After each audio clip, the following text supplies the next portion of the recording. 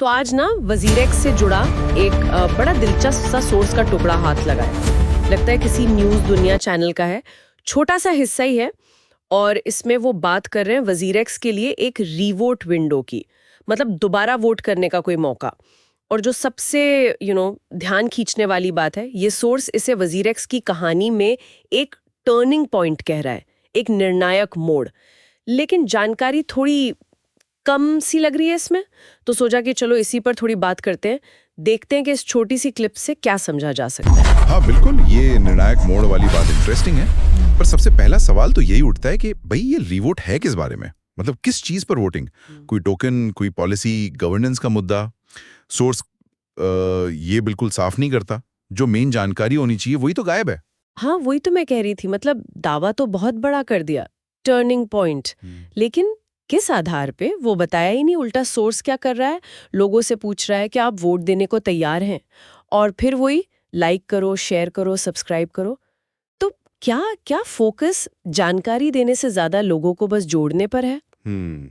ये एक पैटर्न है वैसे, खासकर ये जो ऑनलाइन कम्युनिटीज होती हैं या क्रिप्टो स्पेस में भी ये कभी-कभी दिखता है। जब आप असल जानकारी रोक लेते हैं और सिर्फ एक्शन या तैयारी या उत्साह की बात करते हैं, तो एक तरह का माहौल बनता है, सस्पेंस बनता है। लोग जुड़ते हैं, बातें करते हैं, पर शायद पूरी तरह समझे बिना कि असल मुद्दा है क्या।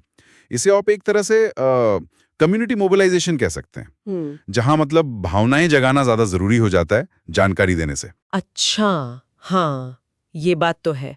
और वजीरेक्स जैसे इतने बड़े एक्सचेंज के मामले में, जहाँ इतने सारे यूजर्स हैं, तो ये जानकारी का गैप और भी ज्यादा मायने रखता है ना? मतलब वहाँ कोई भी बड़ा फैसला होगा वोटिंग से या किसी और तरह से, वो तो हजारों लोगों पर असर डालेगा। ऐसे में बस ये कहना कि हाँ भाई तैयार रहो, ये थोड़ा अजीब नहीं लगता? बिल्कुल सही कहा। पारदर्शिता की उम्मीद तो रहती है, खासकर जब इतने लोगों का पैसा, उनके हित जुड़े हों। जब सोर्स सिर्फ एक्शन का कॉल दे रहा है और ये नहीं बता रहा कि क्यों करना है, किस लिए करना है, तो सवाल तो उठेगा ही कि वो लोगों को किस आधार पर मोबिलाइज कर रहा है। क्या ये सिर्फ एक हवा बनाने की कोशिश है या कोई सोची समझी रणनीति? पर बिना पूरी जानकारी के लोगों को किसी तरफ ले जाना, वो थोड़ा जोखिम भरा हो सकता है। सही बात है। अच्छा, और एक चीज और थी उस क्लिप में जो थोड़ी अलग लगी। सोर्स का जो एंड होता है वो जय हिंद के नारे से होता है। अब ये क्रिप्टो या एक्सचेंज की वोटिंग के कॉन्टेक्स्ट में थोड़ा अप्रत्याशित सा लगा मुझे। ये कहना थोड़ा मुश्किल है कि इसका ठीक ठीक क्या मतलब निकाला जाए। हो सकता है ये बस एक रूटीन हो, चैनल की अपनी एक स्टाइल हो, पहचान का हिस्सा हो। लेकिन हाँ, ये बात सही है कि ये इस पूरी सिचुएशन को एक अलग सा रंग जरूर देता है। शायद एक तरह की अर्जेंसी या कोई राष्ट्रीय भावना जोड़ने की कोशिश हो, जो कि आमतौर पर ऐसे फाइनेंशियल या टेक्निकल वोट के मुद्दे से जुड़ी नहीं होती। हो सकता है।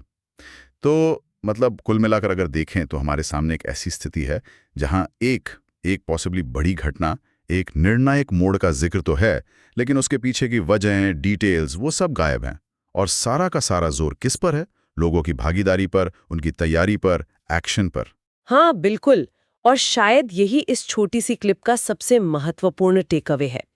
ये जो कॉम्बिनेशन है, जानकारी की कमी और एक्शन पर इतना ज्यादा फोकस, ये अपने आप में काफी कुछ कह जाता है। सही कहा। तो यहाँ हमारे सुनने वालों के लिए भी एक सोचने वाली बात निकलती है ना?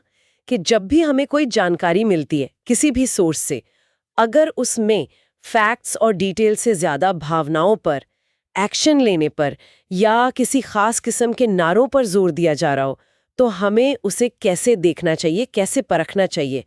और किसी भी मुद्दे पर, चाहे वो क्रिप्टो की दुनिया हो या अपनी रोजमर्रा की जिंदगी, क्या पूरी तस्वीर जाने बिना सिर्फ उत्साह या किसी के कहने पर एक्शन लेना सही है? ये सवाल वाकई सोचने लायक है।